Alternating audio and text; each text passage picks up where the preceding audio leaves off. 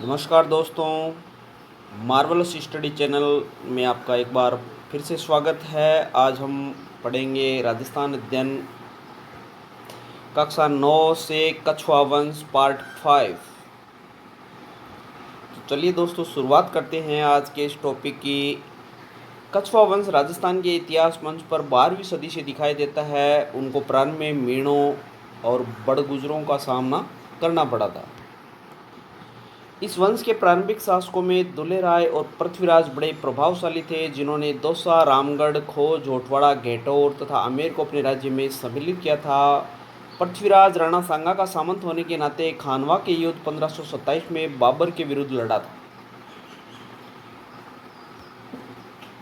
पृथ्वीराज की मृत्यु के बाद कछुओं की स्थिति संतोषजनक नहीं थी। 1547 में भारमल ने आमेर की बागडोर हाथ में ली। भारमल ने उदीयमान अकबर की शक्ति की महत्व का समझा और 1562 में उसने अकबर की अधीनता स्वीकार कर ली। अपनी ज्येष्ठ पुत्री हरकुबाई का विवाह अकबर के साथ कर दिया। अकबर की यह बेगम मरियम उज जमानी के नाम से विख्यात हुई। भारमल पहला राजपूत राजा था जिसने मुसलमान मुगलों से वैवाहिक संबंध स्थापित किए। भारमल के पश्चात कछुआ शासक मानसिंह अकबर के दरबार का योग्य सेनानायक था। रणथंभौर के 1569 के आक्रमण के समय मानसिंह और उसके पिता भगवनदास अकबर के साथ थे। मानसिंह को अकबर ने काबुल, बिहार और बंगाल का सूबेदार नियुक्त किया। अकबर के नवरत्नों में भी मानसिंह को शामिल किया गया था। उसे अकबर ने 7,000 का मनसब प्रदान किया था। मानसिंह ने आमेर में शिला देवी, जगत शिरोमणि मंदिर इत्यादि का निर्माण करवाया। इसके समय में दादू दयाल ने दादू की वाणी की रचना की थी। मानसिंह के पश्चात शासकों में मिर्जा राजा जयसिंह 1661 से 1667 महत्वपूर्ण था, जिसने 46 वर्षों तक शासन किया था। मिर्जा राजा जयसिंह ने जहांगीर, शाहजहां और औरंगजेब 3 मुगल शासकों की सेवा में रहने का अवसर उसे प्राप्त हुआ था। उसे शाहजहां ने मिर्जा राजा की उपाधि या खिताब प्रदान किया था। औरंगजेब ने मिर्जा राजा जयसिंह को मराठों के विरुद्ध दक्षिण भारत में नियुक्त किया था। जयसिंह ने पुरंदर में शिवाजी को पराजित कर मुगलों से संधि के लिए बाध्य किया। 11 जून 1665 को शिवाजी और जयसिंह के मध्य पुरंदर की संधि हुई थी, जिसके अनुसार आवश्यकता पड़ने पर शिवाजी ने मुगलों की सेवा में उपस्थित होने का वचन दिया था। जयसिंह के बनवाए आमेर के महल, जयगढ़ और औरंगाबाद में जयसिंहपुरा उसकी वास्तुकला के प्रति रुचि को प्रदर्शित करते हैं। इसके दरबार में हिंदी का प्रसिद्ध कवि बिहारी मल था। कछुआ शासकों में सवाई जयसिंह द्वितीय 1700 से 1743 का अद्वितीय स्थान माना जाता है। सवाई जयसिंह द्वितीय राजनीतिज्ञ, कूटनीतिज्ञ, खगोलविद, विद्वान एवं साहित्यकार था तथा कला का पारखी था। वह मालवा का मुगल सूबेदार रहा था। जयसिंह ने मुगल प्रतिनिधि के रूप में बदन सिंह के सहयोग से जाटों का दमन किया था। सवाई जयसिंह ने राजपूताना में अपनी स्थिति मजबूत करने तथा मराठों का मुकाबला करने के उद्देश्य 17 जुलाई 1734 को हुरडा भीलवाड़ा में राजपूत राजाओं का सम्मेलन आयोजित किया। इसमें जयपुर, जोधपुर, उदयपुर, कोटा, किशनगढ़, नागौर, बीकानेर आदि के शासकों ने भाग लिया था।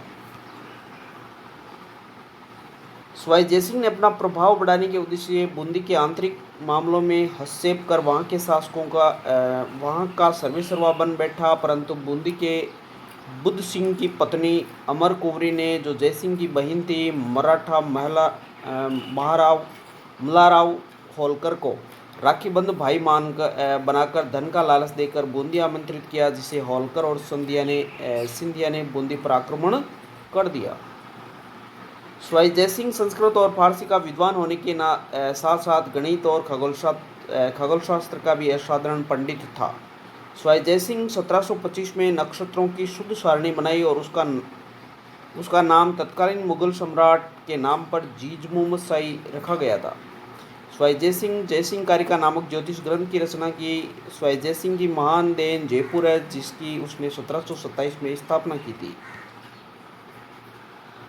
जयपुर का वास्तुकार विद्याधर भट्टाचार्य था। नगर निर्माण के विचार से यह नगर भारत तथा यूरोप में अपने ढंग का अनूठा है, जिसकी समकालीन और वर्तमानकालीन विदेशी यात्रियों ने मुक्त कंठ से प्रशंसा की है। जयपुर में जयसिंह ने शूरदर्शनगढ़ नाहरगढ़ किले का निर्माण करवाया तथा जयगढ़ किले में जयबाण नामक तोप बनवाई थी। जयसिंह ने दिल्ली, जयपुर, उज्जैन, मथुरा और बनारस में 5 वेधशालाओं, जंतर मंतर का निर्माण करवाया, जो ग्रह नक्षत्र आदि की गति को सही तौर से जानने के लिए बनवाई गई थी।